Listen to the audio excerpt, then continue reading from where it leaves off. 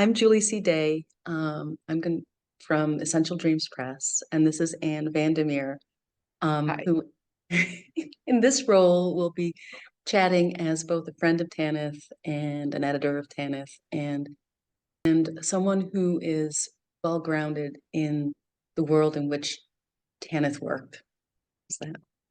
Thank you so much. I'm really, really happy to be here because I love thinking about Tanith and I love talking about her because she was such an amazing influence on me in my life as a person in this field, as an editor, but also as just a human being walking through the world. And I know that there are a lot of people out there that can speak more academically about her actual work and what she was able to accomplish with her fiction. Um, so I don't really want to spend a whole lot of time talking about that. I would rather talk about Tanith the person and what it was like to work with her as an editor and what she brought to me as a young editor in the field starting out. So that's what I wanted to talk about. Um, I'm really glad you agreed to do this. It's I tend to just kind of lean into whatever seems like a good, like it's like, oh, that makes sense. And I'm glad you like are following along or like jumping in. It's really good because a lot of people or a number of people who are popping up and saying, I was friends of hers, or I've been a longtime fan, or I'm a fan and had no idea people were still reading her. And Mm-hmm. there's a lot of isolated pockets that don't realize it's actually they're all part of the same group. And Yeah, as part of this book, I've ended up wanting to like create a space where people can go find each other, and also some of these videos, which I think will it doesn't seem like they exist elsewhere. We're interviewing a lot of different people, and good, yeah, like I just decided everyone's showing up, so let's just record it. good, good. I Yeah. think that's great. I do have to say that when you first approached me about all this, it brought back all these memories. And Mm, I started thinking about my interactions with Tanith, working with her, all these different things. And it's bittersweet. And you'll have yeah. to excuse me if I get a little emotional at points because she was a very special person. I'm And so sorry. it, they're happy memories, but it's I there's also that sense of loss. Yeah. So I've been talking with John too. I mean, because he's over in the UK and he has very similar feelings when I've talked to him, like he's like really glad people are taking an interest, but also there's a lot of pain. right, Yeah. right. Um, Well, the way the two of them work together, mm, the way that their creative talents kind of melded and molded together and they informed each other. I mean, it really was an amazing creative partnership in addition to a love story. really, because he'll Yes. talk a little bit about it, but he it's really nice to hear it from an outsider's perspective because I don't know I didn't know how big of a deal it was. I know that people have their favorites and their first introduction to Tanith. And what's really interesting to me is that when I had come across a question about what was the first work by Tanith that you ever read, and I was thinking about it and thinking about it and thinking about it, and it's like, you know what? It's kind of weird, but the first thing that I ever read of hers was called Silver Metal Lover. Oh, That was that's my first very introduction common. to her. And this was way back in the early 80s. And at the time, I was playing music. And although I was older than her main character, I still related to that whole relationship. And of course, I think about that book now and how pressing it is because of what we're kind of facing with artificial intelligence in the future. But I just loved that book so much, and I was just fascinated by it, and I'd never read anything like it before. And so that was my first introduction to Tanith. Although I know that that's probably not one of the main things that she's known for. You know, people think about Tanith Lee and they think about her sword and sorcery. She did a lot of that stuff. But to me, that was my first introduction and how I came to know her through her fiction. I will say that myself included, there's actually quite a few people who first came through the Silver Medal Lover. Really? That's great. Yes, yeah, yeah, yeah. It's one of those things where I think every area of Tanith, whether it's like the sword and sorcery or the weird fiction or whatever it is, it's like this is the Tanith, and it's like I think there's a lot of entry points that many people followed, you know? So you read her, is when did you first meet her? Okay, so this is what's really awesome. Because I'm remembering this time period, and I have to say, I don't know the exact year, but it was probably about 20 years ago. And you have to understand that about 20 years ago, I was nobody, absolutely no one. I had a little tiny small press magazine called The Silver Web. No one knew who I was, cared who I was. And my husband was a newbie writer just starting out, in a sense, starting to get noticed.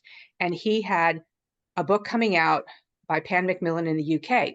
And his editor, Peter Lavery, wanted to throw a release party for him. Oh, And it was this whole, you know, extravaganza. And he and I were both very nervous. And it was our, first time going over there with a big book launch. We had been to the UK before, but this was our first time where we had like, you know, and again, we were newbies to the whole thing. We had been involved in science fiction and fantasy for years, but this was like our first introduction to really being professionals and not just fans. And we went to this party, and there was everyone you could possibly think of in the community. Here we were in London being introduced to everybody. It was this book launch, and Tanith Lee was there. And again, I just want to tell you, I was no one, no one. And my Jeff was almost no one. You know what I'm saying? Like no one knew who I we do. were. I And do. she just took us under her wing. Because, like I said, there was a lot of people there, and Mhm. many of them were very, very tall. I'm a short person, just like Tana. We were both these short people, and I remember at the end of the evening, my neck being sore from looking up so much because everyone was so tall. But that's okay. That's okay. But she really did take us under her wing, and she invited us after the party to a Chinese dinner. We Oh, went to this Chinese restaurant, and we sat at this big round table, and I can't remember who all else was there. I know that John was there, of course, and Jeff, but I don't remember who else she invited to this dinner. But I know that she absolutely insisted that I sit next to her. Okay, now think about this. Again, this is 20 years ago. Nobody knows who I am. yeah. She just embraced me and welcomed me. And we sat together during that dinner, whispering to each other little things and expressing how joyful we were that both of us had younger husbands. I So have a younger husband too. I'm telling you, it's great. So that was like, I think that's what connected us in the beginning, Mhm. how she was just so welcoming. And it made me feel like I was being seen and I was being valued Yeah.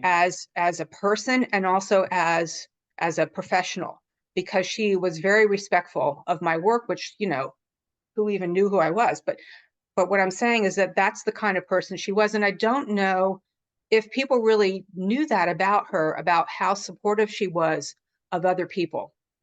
A lot of times, and I've seen this so much in this community, and it's sad, there's a lot of competition and headbutting and one upping and all that kind of stuff. She was never that person, never that person. So, Do you think it had something, do you think she was that way with a lot of different people, or do you think you two connected in a special sort of way? well, I would like to think that I was the most special person in her life, but I don't think that's true. I think that she made me feel that way, but I think that she made a lot of people feel that way. Yeah. And if you talk to a lot of other people that had interactions with her, especially early in their careers, I think you will find us all saying the same thing. She made us feel special. She made us feel like we could do anything. She made us feel valued, and she made us feel important. And that was really something special for me. I wanted to also talk about when I first took over Weird Tales.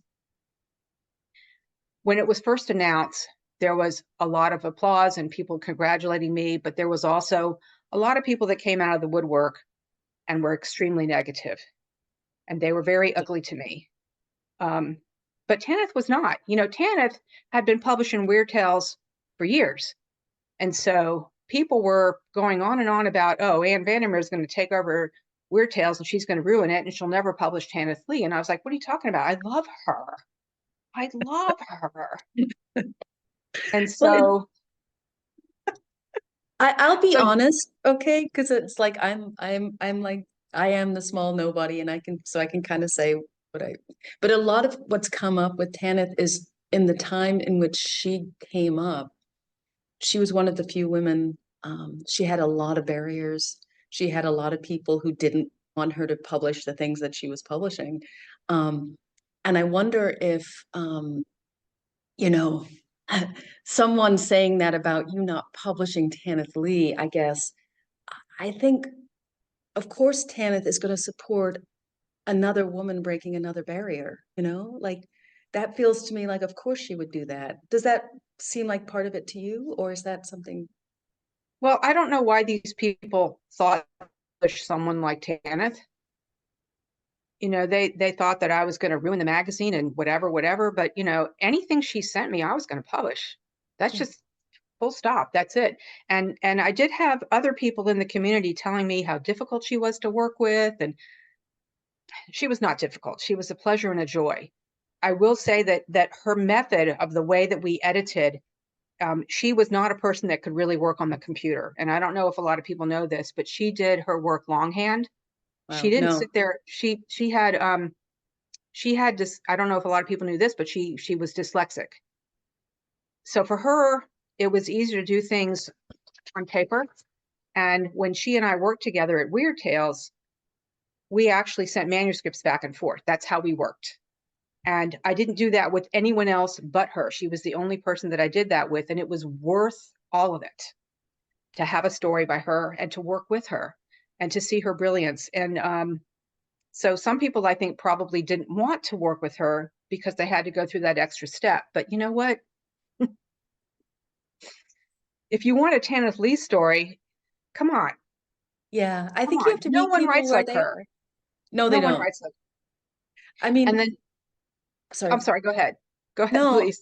no, I think that's the thing that's sort of interesting is that her style of writing, like her way of like moving between tropes and genres, and her way of including sort of more adult content, and her way of like treating characters as like with the gender fluidity and the sexual fluidity and all the things, not as the focus of the story, but just part of the story. All of that seems very much more contemporary. Like we're coming to it now more mainstream, in a more mainstream way, where she was doing it 40 years ago, you know? Hmm. That's what it Hmm. feels like. And she was definitely blazing all those trails. And it's interesting because you were talking about how some of us came to her through Silver Medal Lover, others came through other stories of hers. And I think that this was a sign of her brilliance, but also something that caused barriers for her is the fact that she could not be pigeonholed into one thing. Yeah. She wasn't just a sword and sorcery writer. She wasn't just a person who wrote ghost stories. She wasn't just a weird fiction writer. She was all of these things and everything. Because the thing about her that I love so much is she could do anything. And she did not worry about what's popular right now, what are people buying right now. To her it was like, what am I passionate about? Yeah. What am I compelled to write? And I know that a lot of times, we were talking about how she and John had this amazing creative bond to each other, where he would say something or he would do something with his work and it would spark something in her, and all of a sudden she would just have to write. And the same thing happened with him. He would read something of hers and he would be inspired to do art. Mhm. So they had this incredible creative partnership in addition to this amazing love for each other. And they really did. And I said earlier on how she and I were talking about how we were lucky to have young husbands, But really what it was is we were lucky to have such great partners. It doesn't matter what their age was. We just connected with each other so well. And the two of them had an amazing partnership. And when I looked at that, at the time, Jeff and I were newly married. So it was still kind of new for me, but to look at them and to be inspired by their relationship meant a lot to me as well, because it also showed me, Julie, this is very important. It also showed me that you could be a professional woman in the workplace and you could have dreams and aspirations and you could still have a partner who supports you, who's there for you. And their relationship showed me that. And of course, that's what I'm lucky to have that with my husband. Not everybody has that, but that was just amazing to me to see that, to see it in action. I do think whenever you and Jeff and Tanith and John, I mean, it's the partnership and then also the creative partnership. That's the part that I think is, I have an incredibly supportive partner, actually. Um, he can see me and my work, but he's not a, it's that other part of it, and I don't miss it. I love the way my relationship works, but that's very elusive to find a romantic partner who's also your creative partner. That's unusual, Yes. Yes. you know. So I think in that way, it's like for many people, that's rather aspirational and lovely. I'm gonna going back to your when you first met Tanith and how open and welcoming she was. It strikes me because I've been around in, quietly in genre for a little while now, and I've seen authors who sort of have peaked and are now at the other end of their career, and they're kind of bitter about the loss of their recognition. And when you met Tanith, I think she was having some issues with publishing her work, especially novels, finding homes for her work in the bigger publishing houses. And yet it seems like that didn't affect her in the way it can affect some people field. Does Well, that, I didn't see any bitterness from her. yeah. I mean, I know there was disappointment and frustration, but I never saw bitterness and I never saw her feel like she had to compete with others. That was not the kind of person that she was. She was just joyous and joyful whenever she did get something published, the work that she was doing. But she was going to do the work regardless. I mean, it didn't matter whether it was going to be published or not. She was still going to write what she was going to write. That's it. And people are And going to come to that work. They will, yeah, I think they will and too. For me, here's the other part of Tanith is that maybe, I mean, I read her when I was a teenager, right? I read her when I was, I think, 14 or 15, it's something like that. And um, as someone who is quietly has a lot going on in my imagination, it was kind of amazing to see that everything in my head could be put down on a page, mhm, it's fine. It's fine. Do what you like. And I mhm, think whether even if not having I never met her, but something about that comes across in the way she worked. It doesn't matter what it is you want to do. It is interesting, and it will be interesting to others, mhm, and I do think that no matter everything I've read by her, there is a certain, her voice is there, mhm, it's not like there isn't something in there that's her. And if you're drawn to, um, in a way, the Tanith's imagination, whatever comes out of it is going to work for you. That's how I feel about it, you yeah, know, absolutely. I mean, so that, because she wrote so many different types of stories, she was basically in every single project I've done. That's that's why it amazing. cracks me up when I go back and think about how people saying, "Oh, Anne will never publish Tanith Lee." It's like she's the one consistent person, one consistent writer that I've had in almost every single anthology. She was definitely in the weird. She was in the Big Book of Science Fiction. She was in the steampunk anthology. She was in time travel. She was in modern fan. I mean, come on. Yes, yes. It's And like she was in everything I did. And I and can't think of another writer that was in every single thing. And she was in Weird Tales. Do you think that your relationship with Tanith over time changed in any way as you got to know each other more professionally? I think that it got deeper, and I think that it got closer. I do want to share something with you that brought all this up when we were talking about Tanith. Um, Many years ago, as you remember, I was the editor of Weird Tales, and then my publisher sold it to Yeah. a group of people, and me and my entire female staff were fired. Which, everyone knows what happened then.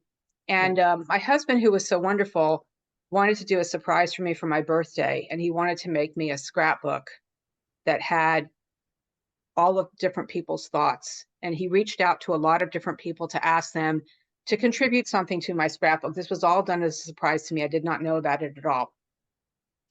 And Tanith was one of the people that he reached out to. And she wrote me a short little piece of flash fiction. Okay. Oh my God. It's far never published, but I will read it to you. I Yeah. found it. This was from 2012 is when she wrote this. Okay, so we're talking a very long time ago that she wrote this little piece for me. This is for my scrapbook. My husband printed it out and put it in the scrapbook, but this is from the email she sent. Crossing the dark and misty lake, Anne, the heroine, encountered a sudden crowd of unpleasant-looking monsters that howled and yowled at her. Standing firm in true heroic fashion, Anne inquired what they wanted. One monster instantly exclaimed, "To bite you." "Try it, dear," said Anne coolly, "and I shall bite you back." "Then I will smite you," said another monster. "Be my guest, sweetie," said Anne, fixing the fiend with a stern smile. "I won the smiting championships last year, but don't let that bother you." A third monster bounded forward. "Yes?" asked Anne, tapping her sword belt. "I wish only to write," said the third monster, "and these other fools only want that too, but they're too shy to admit it." At this, all the other monsters blushed or giggled or lowered their many eyes in nervousness. "Will you, great heroine, undertake our cause and edit us?" At that, such a warbling clamor erupted, the mist and dark themselves fled from the lake, leaving blue water, sky, and sunshine. Anne said she would take a look at the monsters' work. Luckily, the monsters all turned out to be virtual or total geniuses who brought fame and fortune to themselves and to she who assisted them. The rest, of course, will be history. Moral: you can't beat or bite a splendid editor, especially a strong and fearless one. That's lovely. Isn't that amazing? Yes. Yes. It's funny and it's pointed and it speaks to her respect for you, actually. It's all of that. It's great. I mean, I mean, oh my God. you were talking about some writers are bitter if they're not getting published. Okay, at the time that she wrote this for me, because of what happened at Weird Tales and all of that other stuff, she wasn't at the top. She wasn't being published all over the place, but she took the time to sit down and write something because she knew that I was hurting. She knew that I had had such a loss when I lost that editorship. And she did that for me. She didn't have to do that. No. And honestly, I'm really glad she did. I was just starting to try and publish back in 2012. And so you were one of the editors I was submitting to, but not quite getting through to. And but I felt an affinity for what you were doing. And as a young, somewhat eccentric writer who was all not young, but as someone who is very much themselves and an oddball, and also a woman in a field where you're never quite sure. It's much better now, but still, um, it felt bad when that happened to see that and to see you and everyone else go. Felt it was a weird kind of loss for me too, because it was like, oh, even when something looks like it's good, it gets taken away, you know, and that's just, it's infuriating now, but at the time it was infuriating, but also a little bit scary, you know? Is this really the landscape of where I'm trying to find my own footing? You know, it is a weird, it didn't just, I know it hurt you deeply, but other people were taking note too, I guess is what I'm saying, you Well, know? it was really sad when that happened to me because I had all these plans of what I was planning on doing with the future of the magazine. As a matter of fact, a couple of months before John Betancourt sold it to Marvin Kaye, we sat down and had a business meeting, and I laid out I had a 2-year plan and a 5-year plan of where I wanted to position the magazine and what I was planning on doing.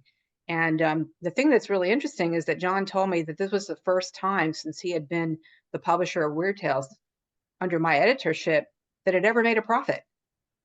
All the years prior to that, he was in the red. But when I came on board, he had finally made a profit. The magazine had finally turned around, and then he sold it, and I was gone. So Uh, it's like, okay, that's fine. That's fine. Because you know what they say, Julie, when one door closes, another one opens.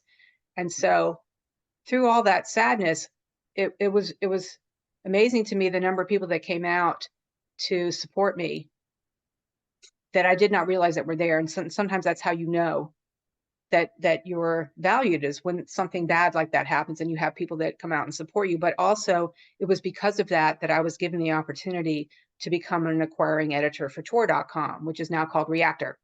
So yeah. that And was you such an know, amazing opportunity. and I have to say that, you know, just as someone very far out of the outside, you know, because your aesthetic is like, I'm, you know, your aesthetic is very much like Tanith's writing. It's interested in the not interested in keeping everything in a box, right? True. And it's interested in letting authors stylistically too. You're interested in stylistic work as well. So there's a lot of things about what you're doing that yeah, you're right. It's like you doesn't Weird Tales, it was like I was part of a group of people who were like, oh, Weird Tales is now doing something interesting, and then it kind of fell. And then you moving over to what was Tor, it was like, oh, okay, the world really is opening up in a different way, and that's good, you know? So from the outside, I'm really happy that not that you lost Weird Tales, but that it turns out there is a community of people who are deeply interested in what you're doing Well, and thank you. trust your vision too, actually. Um, to take it back to Tanith for just a little bit, because I know she's an important author for you and an important person in genre for you. Um, is there something, you know, you've talked about her dyslexia and her writing in longhand and her relationship, creative relationship with her husband, John. What other things for her about her stand out that you're not sure people really recognize or see in maybe the right frame, perhaps? Hmm.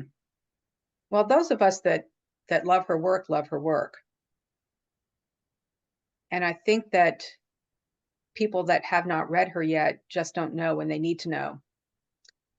And I think that her work can be an inspiration for the next generation of writers and the ones that come after. I feel like there's a timeless quality to her work because she was so prescient in so many ways. And that I'm not sure people recognize. You know, they might say, "Oh, she was before her time," or whatever. But the fact that you can pick up one of her stories that she wrote 20 years ago and you think that it was something fresh and new from last week, that speaks to her power. Because, and I know she spoke about this often, that she had like these inner thoughts or inner visions that would come to her that would compel her to write the things that she wrote. And people might dismiss that and think that that's just, you know, new age or whatever. But I do think that she had some kind of a connection to something beyond. And I don't know if, you know, I don't want people to think of her as some kind of a wacky weirdo or something like that, because Hmm. she truly had this connection to something greater than all of us, and she was able to channel it. And I also believe that we all have that connection, but not all of us recognize it. This is a person that recognized it, embraced it, and used it to put herself out into the world.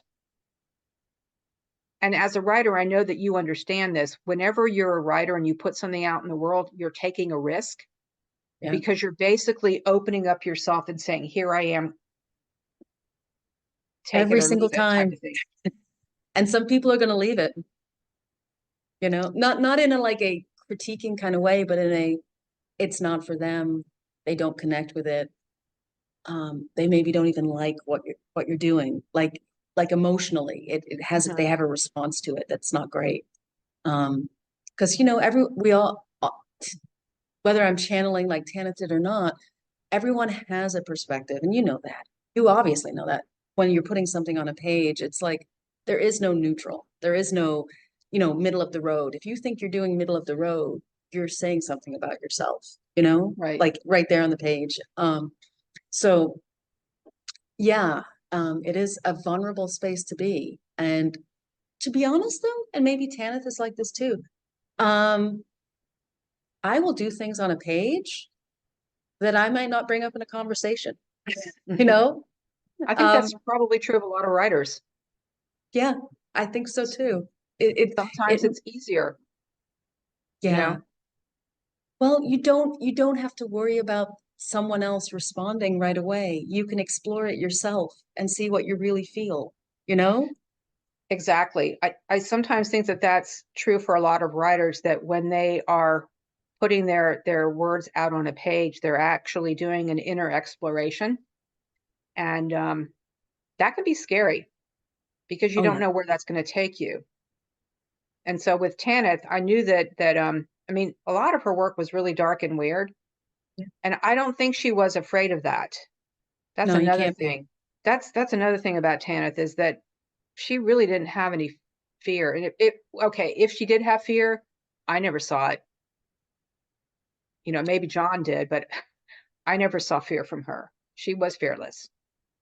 I think that maybe that maybe that is the thing that she teaches that few she teaches other writers, other generations of writers, is the fearlessness is power. It's like it's power to be authentic. It's power to like um end up in a place you couldn't imagine existed. Mhm. Like that because then that's exhilarating in the end. So I think people, yeah, I mean, I think that is maybe one of I keep bringing it back to me, and that's not, it's a weird thing to do. It's not a weird thing to do, but it's a weird thing to do in this context. But I never realized how much she gave me. I was just reading her when I was young, you know? Yes. No, I understand exactly what you're saying. I mean, Yeah. I didn't really connect with how much she did for me until you and I started to have this conversation via email about this whole project. And then I started having all these memories of our conversations, our correspondence, and what she truly brought to me. And sometimes you don't, this is what's really sad, is sometimes you don't think about those things until somebody is gone. And I wish she I was around for this project, actually. I really do. well, I sometimes feel like she's over my shoulder, but that's a whole nother story. But I do want to say something that I think is very, very important, that people need to understand, because we're talking about a woman whose career spanned all these years, and she had ups and downs, and she touched a lot of people. But I think it's really important that we value and recognize the writers that we love while they're still alive. We need to pay attention to them. We need to pay them. I Yeah. mean, I know that, I don't know if this was a secret or not, but sometimes she struggled with finances, and I don't think that's No. different from a lot of writers. some people just don't understand what a writer's life is like. They think if they sell a book, they're making all this money and da da da da. And they, read in Publishers Weekly that someone got a six-figure deal. Well, the six-figure deal after you pay out your agent and the taxes and everything else, and you spent 7 years on a book. Well, maybe that equals $500 a year or something. I don't know. But I Yeah. don't think that people understand, even a writer that's working full time, they're not rolling in dough. There's very few writers that are making that kind of money. And I just feel like we need to value the creative people that are in the world doing things that touch us. We need to value them. We need to pay them. We need to pay them tribute while they're still alive. I think that's very important. Obviously I agree with you. And I'm really glad you said it. Yeah, I maybe we'll end the interview on that moment, actually. But I could keep talking to you about Tanith and for a while longer, I suppose. I'm trying to think if there's any other topics that because I can cut it right here, but I'm thinking, um, one of the interesting things for me actually is how much the queer community, especially people who are trans writers, um, have found her sort of as like a door that's open for them. Like she is the first writer for many of them has gender fluid characters who has Mhm. um, and not as in morality tales. They just are. And I think um, I don't know about her personal life, but I know her imaginative life, her imaginative universe seems to have it was dark, but the world is dark. I mean, honestly. I mean, and one thing, like her parents were refugees of World War II, of the Holocaust. They were Jewish. And on my I'm a grandchild of survivors. And there is a darkness, I think, that comes through in when you have people in your family that have gone through not just the Holocaust, but any other sort of like really Trauma. horrific experience, and their trauma um, is a lens that kind of rips away some veils for not just them, but for generations that come after, about what the world can really be like and the importance of understanding people are under their surface. Um, and that kind of thing, I think, is I'm rambling now, really, but um, maybe that's one of the reasons that people who've been in difficult circumstances or have family histories of difficult circumstances can really resonate with her. Mhm. Whether you're a trans person or a person who has family trauma or whatever it is, um, she sees the truth of the world, is how it feels, you know. So I would say Well, you're talking to a person who's living in Florida. that. Okay. So you know the kinds of things that are happening in Florida. Um, and I do think about Tanith that when I do the things that I'm working on right now. I don't have as many book projects now as I've had in the past. I am spending a lot of my time doing activism work in the community. Right now, the Florida legislature is in session, and I am scheduled to go down and talk to some lawmakers next week with Equality Florida. This is something that I do every year. Every time the legislator comes into town, I go and I talk and I tell them why the bills that they're trying to pass are harmful to our community and not helpful to any Floridians. I have spoken about what they have done to the trans community, what they have done to the LGBT community, what they have done with book banning, what they have done to journalism. I have spoken at school board meetings. I have spoken to the Board of Medicine. I mean, I have gone down and advocated, and I guess in a way, I have that fearlessness because of Tanith. We need to protect these people Yeah, because it's not just the people in the LGBTQ community, but it's all of us that love them yeah, because they're our families. they are. They're our people. We love them. And last year, it was really sad to me. I was on a text chain with a bunch of other families that had come from other parts of the state. I live in Tallahassee, so it's 15 minutes to the capital. It's not a but there I was working with a lot of families that had come from South Florida to speak to these lawmakers. And it was painful to me to watch how these lawmakers were ignoring these children when they were speaking about their true lives and what it meant to them. And then seeing Yeah. all of these emails after these horrible, horrible laws were passed, where a parent is saying, I need to have someone help me get to the border because I need to take my child out of the state because they're coming for them, and it's horrifying. And if Tanith's books can help these people see themselves and feel valued and recognized, Yeah. what a blessing that is. What a blessing that is. And so I do think about her and her work when I do this work, which is not fiction, which is not publishing, but I think it's very important. Again, I live in Florida. We have book banning, all the horrible things. Yeah. We're in the paper all the time. Yeah. So, And thank you for doing that. And also, yeah, I mean, in a time and a place where I lived, where there were, trans and queer was not something that anyone revealed about themselves. She gave voice to that, and that's part of the beauty of.